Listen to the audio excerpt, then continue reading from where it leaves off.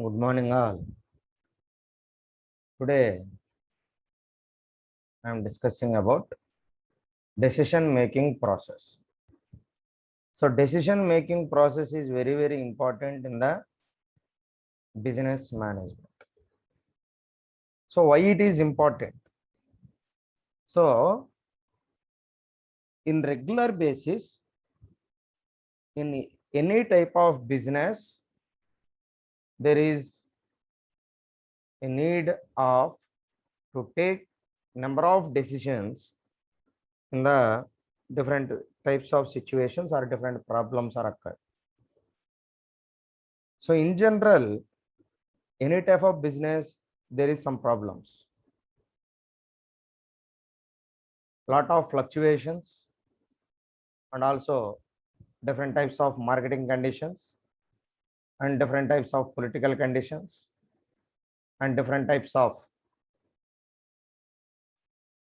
social constraints and some sort of this type of pandemic situations and COVID-19 pandemic situations. So these are all the problems are faced by business organisations.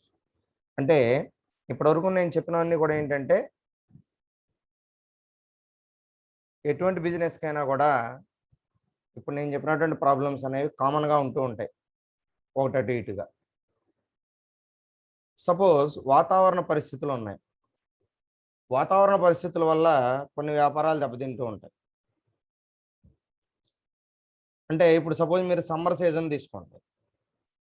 Summer సీజన్లో జనరల్గా మనకి cool డ్రింక్స్కి ice క్రీమ్స్కి మంచి demand ఉంటుంది. మరలా మీకు ఆ summer season అయిన తర్వాత రైనీ సీజన్ తర్వాత వింటర్ సీజన్ రాగానే ఆటోమేటిక్గా వాటికి డిమాండ్ పడిపోతుంది. అంటే ఇది కామన్గా జరిగేది. ఇలా కాకుండా మనం ఇంకొక వ్యూలో కూడా చెప్పుకోవచ్చు. సపోజ్ ఇప్పుడు ఆక్వా ఇండస్ట్రీ తీసుకోండి, లేదంటే మనం అగ్రికల్చర్ సెక్టార్ తీసుకోండి. అగ్రికల్చర్ సెక్టార్ అనేది it is completely based on weather conditions, right? So if weather is suitable for our crop, so we are getting maximum profits and a maximum yield and we are getting maximum profit also. అంతే కదా. Suppose ఇప్పుడు ఎందుకు దీని relation అనేది మీకు అర్థం కావాలంటే, ఇప్పుడు సపోజ్ మనకి బట్టలు తయారు చేయాలంటే కాటన్ కావాలి, రైట్? సో కాటన్ కావాలి అని అంటే మనకి ఎక్కడి నుంచి వస్తుంది? అది పంట పండితేనే కదా. అంటే ఆ ప్రత్తి వేస్తారు, ఆ ప్రత్తి ఎటువంటి ఇబ్బందులు లేకుండా బాగా పండితే కాటన్ అవైలబుల్గా ఉంటుంది. సో అంతా ఎక్కువ స్టాక్ ఉన్నప్పుడు ఏమవుతుందంటే అల్టిమేట్గా కొనేవాడు బార్గెయిన్ చేస్తాడు. సో నెంబర్ ఆఫ్ స్టాక్ ఉంది, ఇక్కడ నెంబర్ ఆఫ్ యూనిట్స్ ఉన్నాయి కాబట్టి మాకు తక్కువకి ఇవ్వండి అని చెప్పి బార్గెయిన్ చేయగలుగుతాడు. సో లేదంటే నార్మల్ కాస్ట్గానే దొరుకుతుంది. అలా కాకుండా ఎక్కడ మనకు కాటన్ అనేది సరిగ్గా పండాలంటే డ్యూ టు వెదర్ కండిషన్స్, అంటే వాటర్ లేకపోవటం మూలంగానో లేదంటే వానలు కురవటం మూలంగానో ఏదో ఒక కారణం చేత మనకు ఆ ప్రత్తి పాడైపోయింది. సో ఆ ప్రత్తి మనకి దొరకట్లా, కాటన్ మనకి దొరకట్లా అనుకోండి ఎగ్జాంపుల్. అప్పుడు ఏమవుతుంది? దానివల్ల ఏమవుతుంది? ప్రాబ్లం ఏంటి?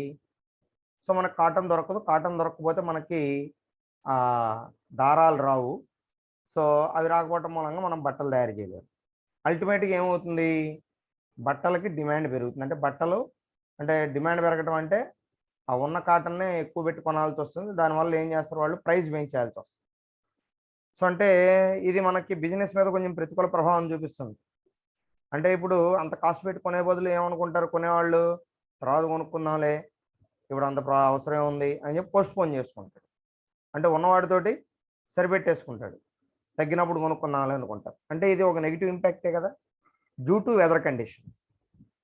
కాబట్టి ఇలాంటి సందర్భంలో మనం దాన్ని సాల్వ్ చేసుకోవాలంటే మనకు కాటన్ అవైలబిలిటీని చూసుకోవాలంటే మన అవసరమైతే ఎక్కడి నుంచి అని తెప్పించుకోవటమా, ఇంపోర్ట్ చేసుకోవటమా. సో ఇవన్నీ చూసుకోవాలంటే ఇక్కడ తెచ్చుకుంటే తక్కువకి వస్తుందా, లేకపోతే బయట నుంచి ఇంపోర్ట్ చేస్తే మనకి కాస్ట్ తగ్గుతుందా అనేది చూసుకోవాలి. ఒక్కొక్కసారి అసలు మనకి ఇక్కడ దొరకట్లా కంప్లీట్గా, అప్పుడు ఖచ్చితంగా మనం వేరే దేశాల నుంచి ఇంపోర్ట్ చేసుకోవాల్సిందే. కాబట్టి ఇవన్నీ కూడా ఏంటి? Due to climate conditions or weather conditions. కాబట్టి యూ కాంట్ ఎక్స్పెక్ట్ బిఫోర్, మనకి ఇవన్నీ ముందే ఉంటాయని మనకి తెలియదు, అన్ఎక్స్పెక్టెడ్గా వచ్చేస్తాయి. కాబట్టి ఇలాంటి సందర్భంలో మనం ఆ సిచ్యువేషన్ ఎలా హ్యాండిల్ చేయాలి? So what type of decisions you have to take in that particular situation. So how to overcome that particular problem. So that is decision making. So decision making is very very important in the management functions. So A managers major job is sound rational decision making. So manager యొక్క ముఖ్యమైనటువంటి పని ఏంటంటే మంచి decisions తీసుకోవాలి. He takes hundreds of decisions consciously and subconsciously.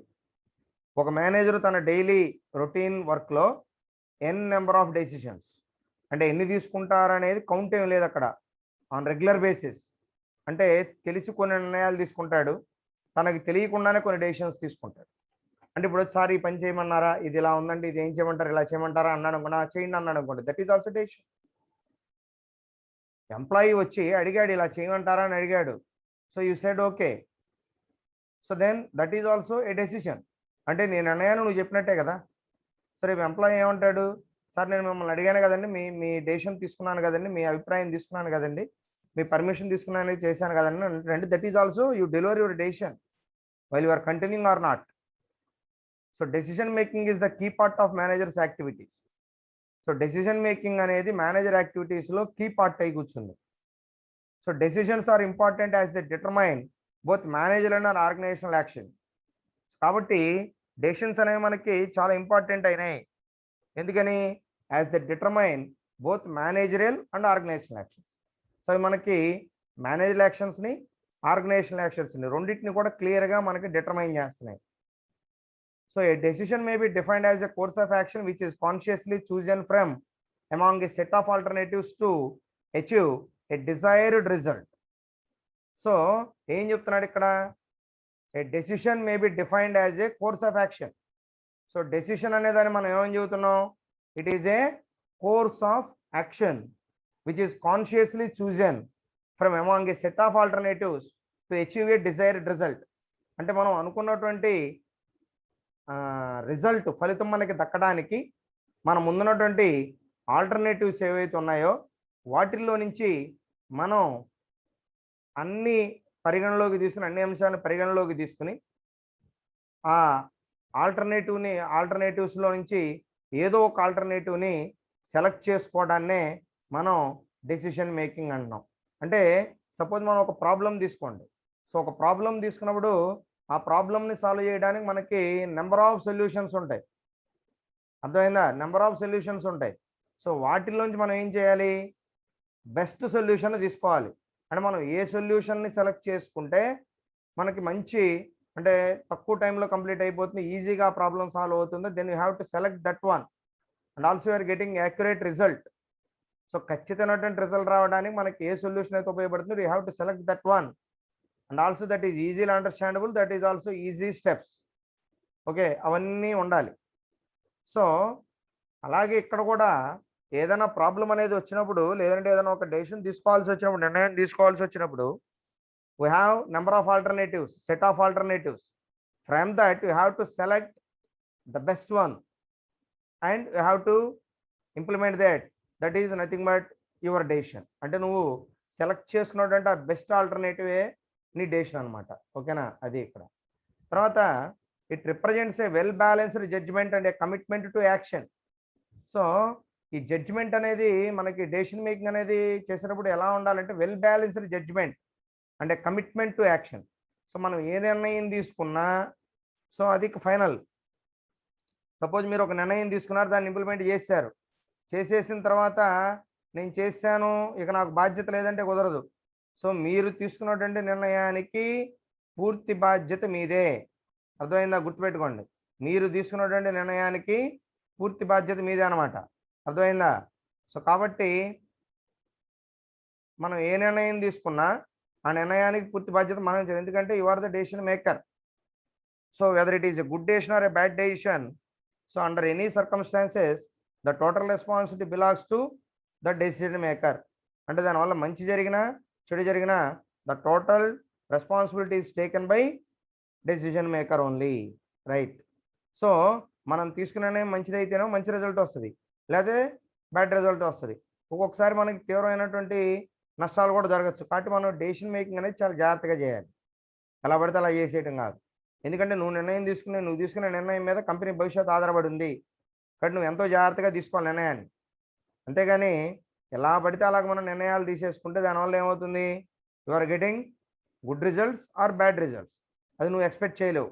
కాబట్టి మనం ముందుగానే 1-2 సార్లు ఆలోచించి ప్రతిదీ మనం క్లియర్ కట్గా అబ్జర్వ్ చేసి ప్రతి దాన్ని మనం పరిగణలోకి తీసుకుని అన్ని పాయింట్స్ మనం దృష్టిలో పెట్టుకుని మనం డెసిషన్ అనేది తీసుకోవాల్సి ఉంటుంది. ఓకే, తర్వాత it is rightly said that the first important function of management is to take decisions on problems and situations.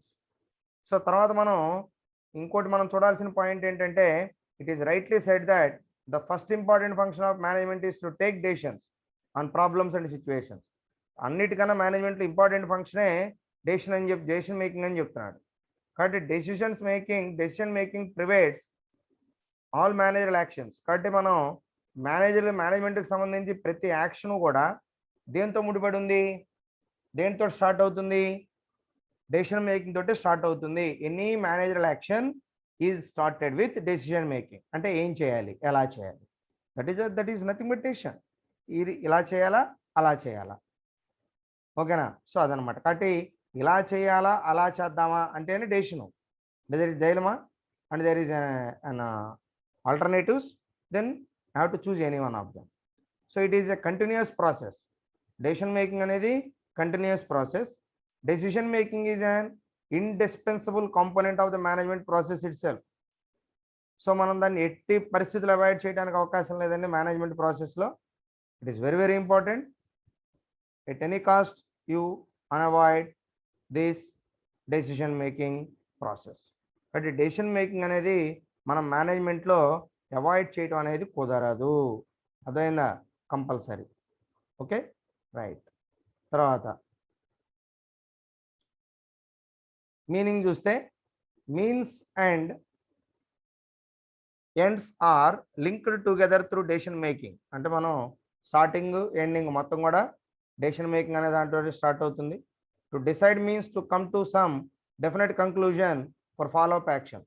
So మనం ఏం చేయాలనే దాని మీద ఒక కంప్లీట్ కంక్లూజన్కి రావాలి. ఒక కంక్లూజన్కి రావాలంటే ఖచ్చితంగా మనం అక్కడ డెసిషన్ అనేది అవసరం అవుతుంది అల్టిమేట్గా. So decision is a choice from among set of alternatives. Decision అనేది ఏంటి, మనం సెట్ ఆఫ్ ఆల్టర్నేటివ్స్ ఉన్నాయి, వాటిలోంచి మనం చాయిస్ ఏదో దాన్ని మనం తీసుకోవడం జరుగుతుంది, అదే డెసిషన్ అవుతుంది. The word decision is delivered from the Latin words డిసిసో. చూడండి, సో ఈ డెసిషన్ అనే వర్డ్ ఎక్కడి నుంచి వచ్చింది, లాటిన్ వర్డ్ నుంచి తీసుకున్నారట. సో లాటిన్ వర్డ్ ఏంటి, డిసిసో, డిఈసిఐఎస్ఓ. ఓకేనా, డిసిసో. So which means a cutting away or a cutting off or in a practical sense.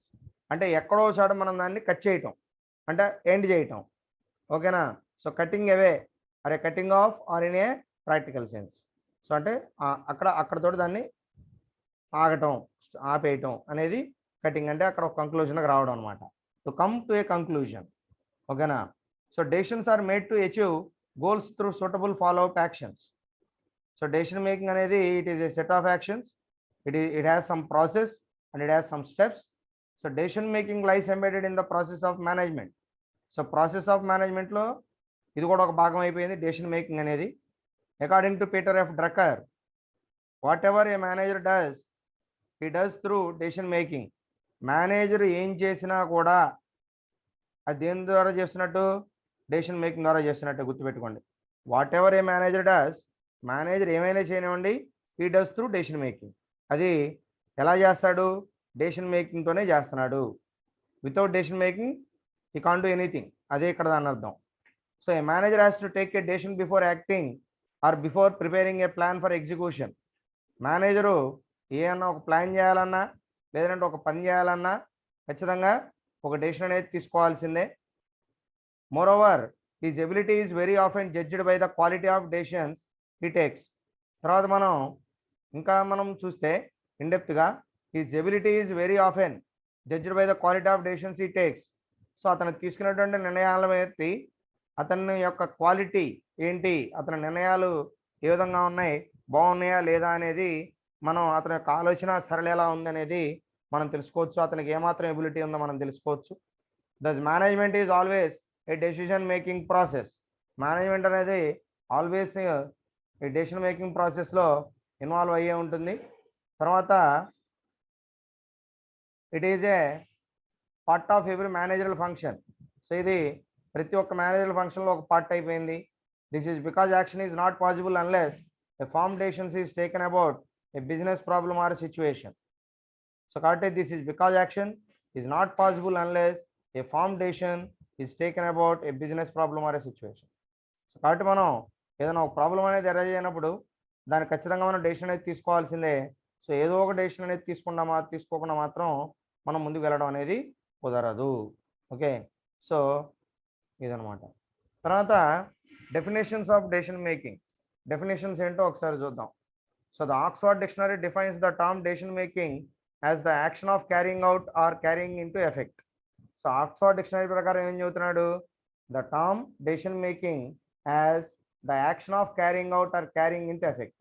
అంటే మనం ఏం చేస్తున్నాం, అవి మనం చేస్తున్నటువంటి యాక్షన్స్ ఏంటి, వాటి నుంచి ఏవి మనకి ఎఫెక్ట్ ఇస్తున్నాయి, ఏవి మనం ఏం చేస్తున్నాం ఏవి ఎఫెక్ట్ అవుతున్నాయి. The action of carrying out ఎలా ముందుకు వెళ్ళడం, or carrying into effect. So అవి ఏ విధంగా మనకి ప్రభావితం చేస్తున్నాయి, ఈ రెండింటిని బేస్ చేసుకుంటాం.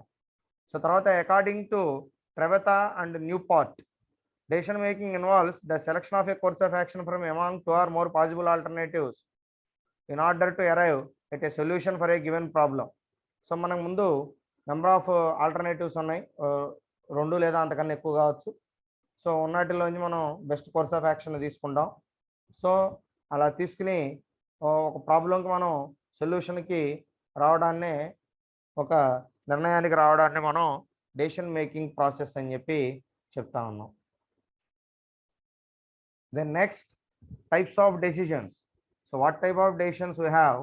So one is programmed decision and second one is major categories are programmed decisions and non-programmed decisions. So what is programmed decision is are routine and repetitive, and the organization typically develops specific ways to handle them. So these are all routine and repetitive. These are all general problems, so which are occurred in general way. So have to solve these problems. You have some routine and repetitive tasks, and already we ఇంత ముందు వచ్చినటువంటి ప్రాబ్లమ్సే. ఆ problem వచ్చినప్పుడు దాన్ని ఏ విధంగా solve చేయాలనేది already అంతకుముందు decide అయిపోయి ఉంటుంది, ఆల్రెడీ సాల్వ్ చేసి ఉంటారు కాబట్టి దెన్ యూ రిపీట్ ఇట్. ఓకేనా?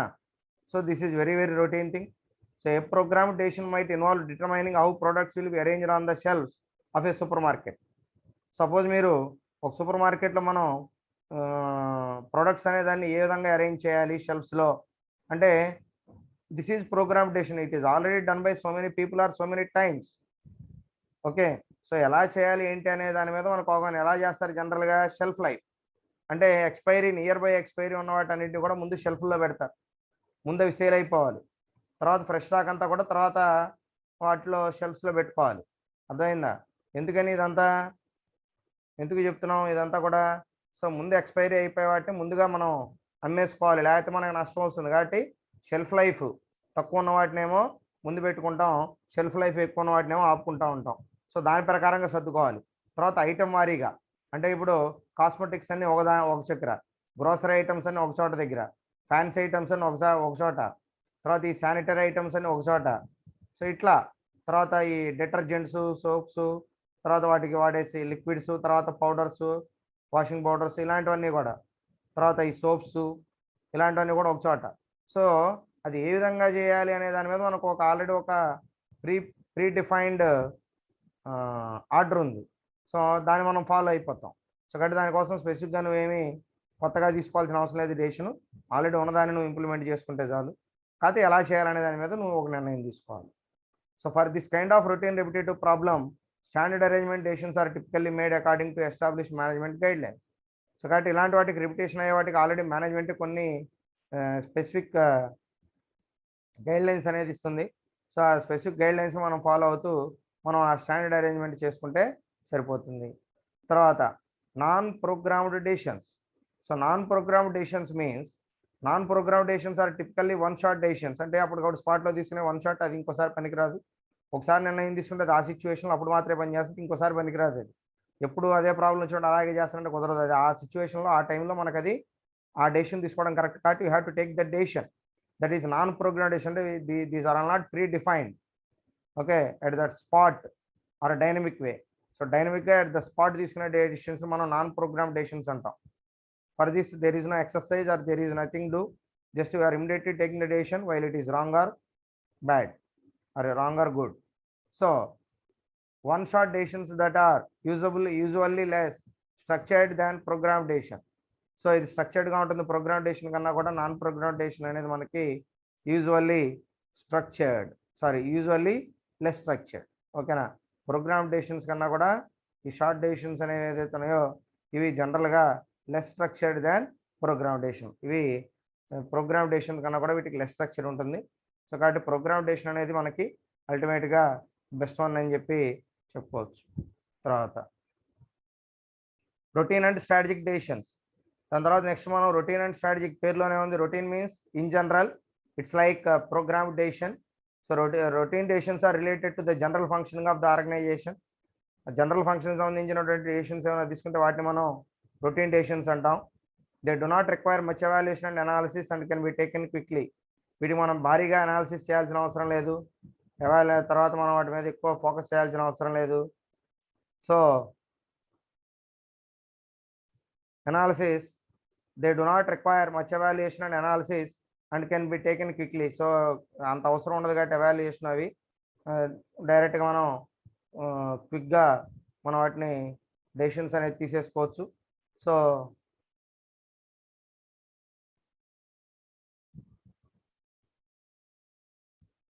ample powers are delegated to lower ranks to take these decisions within the broad policy structure of the organization. So దాన్ని బేస్ చేసుకుని so powers are delegated to lower ranks. Powers అనేవి ఇక్కడ lower ranks కూడా delegate చేయబడతాయి. And to take these decisions within the broad policy structure of the organization. So దాంట్లో ఏం చెప్తున్నాడు, lower ranks to take these decisions within the broad policy structure of the organization. మనం organization యొక్క policy ఏదైతే ఉందో దానికి అనుగుణంగా మనం ఇక్కడ నిర్ణయాలు అనేది తీసుకోవాల్సి వస్తుంది. తర్వాత strategic decisions are important which effect objectives, organization goals and other important policy matters. So strategic decisions అనేది జనరల్గా ఇంపార్టెంట్ విచ్ ఎఫెక్ట్ ఆబ్జెక్టివ్స్, అవి ఎక్కువ ఆబ్జెక్టివ్స్ మీద ప్రభావాన్ని చూపిస్తాయి. అదేవిధంగా ఆర్గనైజేషన్ గోల్స్, ఆర్గనైజేషన్ యొక్క లక్ష్యాల మీద కూడా అదేవిధంగా ప్రభావం అనేది ఉంటుంది. And other important policy matters మీద కూడా డెసిషన్స్ అనేవి వాటి యొక్క ప్రభావాన్ని చూపిస్తాయి. These decisions usually involve huge investment or funds. So ఇలాంటి డెసిషన్స్కి జనరల్గా మనకి హ్యూజ్ ఇన్వెస్ట్మెంట్ ఆర్ ఫండ్స్ కావాల్సి ఉంటుంది. తర్వాత these are non repetitive in nature and are taken after careful analysis and evaluation of many alternatives. These decisions are taken at the higher level of management.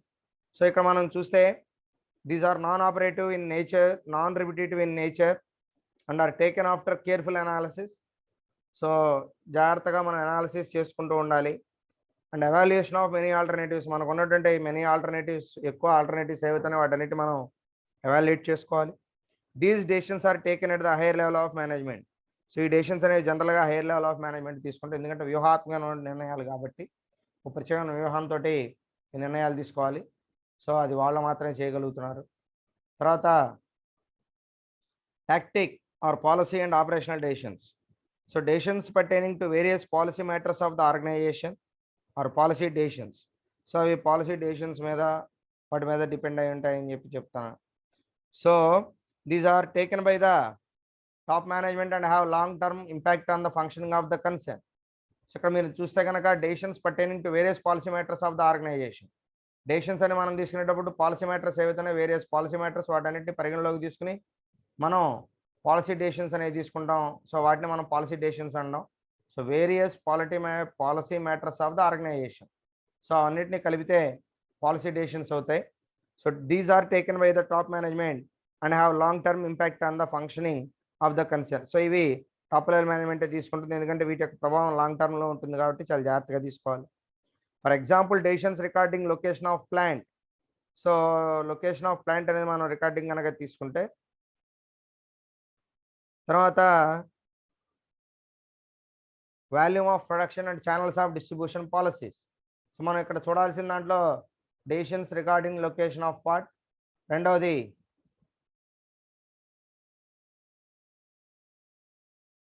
Volume of production. So production volume ఏ విధంగా ఉందంటే suppose కాదు. So తర్వాత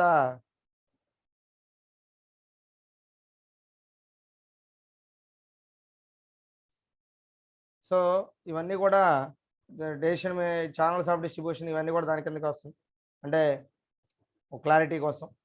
so operating decisions related to day functioning or operations of business. So operating decisions అనేది జనరల్గా it is closely related to day to day functioning or operations of business. Day functioning and operations of business అనే దాని మీద నిర్ణయాలు తీసుకోవడం అనేది జరుగుతుంది. Middle and lower level of managers take these decisions. So middle lower level managers take these decisions, వాళ్ళు మాత్రం ఈ డెసిషన్స్ తీసుకుంటారు. తర్వాత an example may be taken to distinguish these decisions concerning payment of bonus to employees or a policy decision. So ఎంప్లాయీస్కి bonus ఇవ్వాలనుకున్నారు, so దానికి మనం ఇచ్చాం. So this is policy decision. ఇది ఇలాంటి నిర్ణయాలు మనం పాలసీ డెసిషన్స్ అంటాం. పాలసీకి అనుగుణంగానే మాత్రం నిర్ణయాలు తీసుకుంటాం. తర్వాత on the other hand, if bonus is to be given to the employees, so calculation of bonus in respect of each employee is an operating decision. So ఎవరైతే బాగా పెర్ఫామ్ చేస్తున్నారో, సో మనం ఎవరైతే బాగా పెర్ఫామ్ చేస్తున్నారో వాళ్ళని ఐడెంటిఫై చేసి, so వాళ్ళని మనం ఇంకా మోటివేట్ చేయటం, పని చేయని వాళ్ళ చేత మనం ఇంకా మోటివేట్ చేసి పని చేయించుకోవటం. సో ఇది దీనికి సంబంధించింది. సో బాగా పని చేసిన వాళ్ళకి బోనస్ కూడా ఇవ్వచ్చు, తప్పేం లేదు. So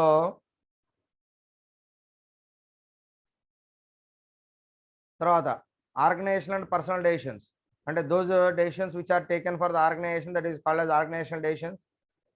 remaining all are personal decisions. So organization decisions అనేది కంపెనీ మొత్తానికి సంబంధించిన, ఆ నిర్ణయం కంపెనీ మొత్తానికి సూటబుల్, అదే అప్లికబుల్ అవుతుంది. తర్వాత పర్సనల్ డెసిషన్స్ అనేది ఇండివిజువల్, నీ వరకే. So when an individual takes decisions as an alternative in the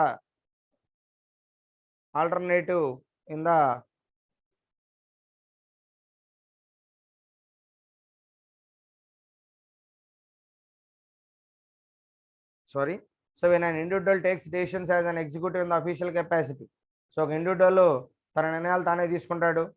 so ఆ అఫీషియల్ కెపాసిటీ అనేది అతనికి ఉంటే, so it is known as organisational decisions. దాన్ని మనం ఆర్గనైజేషనల్ డెసిషన్స్ అని చెప్పి పిలుస్తున్నాం. So if decisions is taken by the executive in the personal capacity, thereby affecting in his personal life.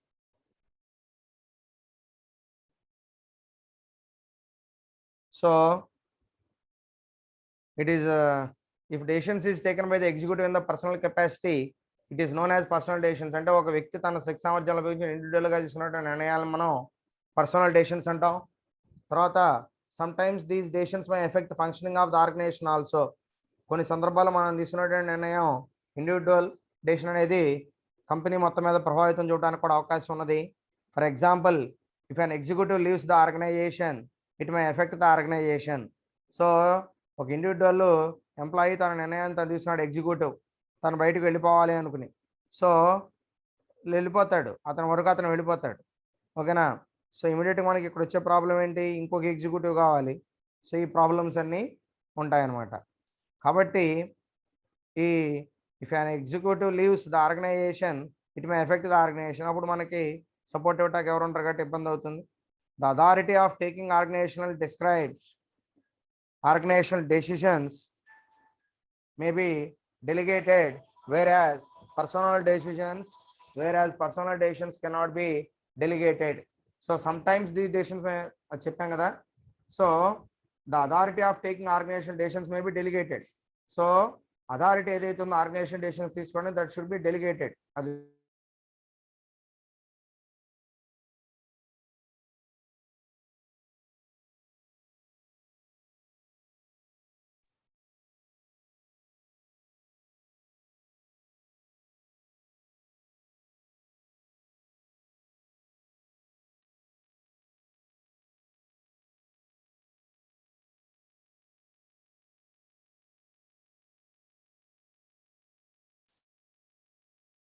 So organizational decisions అంటే organization మొత్తానికి సంబంధించిన చేసిన నిర్ణయాన్ని ఆర్గనైజేషనల్ డెసిషన్స్ అంటాం.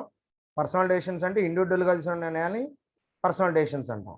So major and minor decisions. So ఈ major and minor decisions అనేది కూడా మనకి చూస్తే కనుక decisions pertaining to purchase a new factory premises is a major decision. అంటే మనం ఏదైనా ఒక న్యూ ఫ్యాక్టరీ ప్రెమిసెస్ అంటే కొత్తగా మనం ఒక ఫ్యాక్టరీ కోసం స్థలం కొనాలి అనేది major decision. So major decisions are taken by top management. So అది టాప్ మేనేజ్మెంట్ తీసుకుంటుంది. So purchase of office stationery is a minor decision. Office stationery కొనడం అనేది minor decision which taken by office superintendent. So office superintendent decision తీసుకోవచ్చు దానికోసం. Okay, తర్వాత individual and group decisions. ఒక వ్యక్తి సింగిల్గా తీసుకున్న నిర్ణయాన్ని సింగిల్ డెసిషన్ అంటాం. గ్రూప్ మొత్తం కలిసి తీసుకున్న నిర్ణయాన్ని గ్రూప్ డెసిషన్ అంటాం. So when the decision is taken by a single individual it is known as individual decision. Usually routine type decisions are taken by individuals within the broad policy framework of the organization. So ఇండివిజువల్గా తీసుకున్నటువంటి నిర్ణయాలని, so వాటిని మనం ఇండివిజువల్గా తీసుకున్న నిర్ణయాలను మనం ఎలా తీసుకోవాలి? ఆర్గనైజేషనల్ పాలసీ ఫ్రేమ్వర్క్ ఏదైతే ఉందో దానికి అనుగుణంగా తీసుకోవాలి. Group decisions are taken by group of individuals. Group decisions అనేది ఎలా తీసుకుంటాం? Group of individuals constituted in the form of a standing committee. Generally very important and pertinent matters for the organizations are referred to this committee. So ఈ group decisions అనేది ఎవరు తీసుకుంటారు? Committee. అంటే ఆర్గనైజేషన్లో ఏమన్నా ప్రాబ్లమ్స్ వచ్చినప్పుడు లేదంటే ఏదైనా ఇష్యూస్ అయినప్పుడు ఒక కమిటీని ఏర్పాటు చేసి ఆ కమిటీని మొత్తం ఆ ప్రాబ్లమ్ని స్టడీ చేసి దీనికి ఒక సొల్యూషన్ చెప్పండి అని చెప్పేసి వాళ్ళకి చేతిలో పెట్టేస్తుంది ఆ కమిటీ. దాన్ని మనం స్టాండింగ్ కమిటీ అంటాం. So generally very important and pertinent matters for the organization are referred to this committee. So ఏదైనా ఆర్గనైజేషన్ సంబంధించినటువంటి ఇంపార్టెంట్ మ్యాటర్స్ ఏవైతే ఉన్నాయో దాని పరంగా ఏదైనా నిర్ణయాలు తీసుకోవాల్సి వచ్చినప్పుడు that should refer to this committee. ఆ కమిటీకి ఇచ్చేస్తాం. So the main aim in taking group decisions is the involvement of maximum number of individuals in the process of decision making. So main aim ఏంటి? Decision making ప్రాసెస్లో ఎంత ఎక్కువ మందిని మనం add చేయగలిగితే మనం తీసుకునేటటువంటి నిర్ణయం అనేది అంత బాగుంటుంది. అంటే have to take number of opinions, number of suggestions before you take the decision. అంటే ఫైనల్గా నిర్ణయానికి రావడానికి ముందుగానే మనం ఈ ప్రాసెస్ కనుక చేస్తే మనం తీసుకునేటువంటి నిర్ణయం చక్కగా ఉపయోగపడుతుంది. దానివల్ల అందరికీ బెనిఫిట్ అవుతుంది. So these are the types of decisions. So in next class I'm discussing about steps in decision making process. Okay.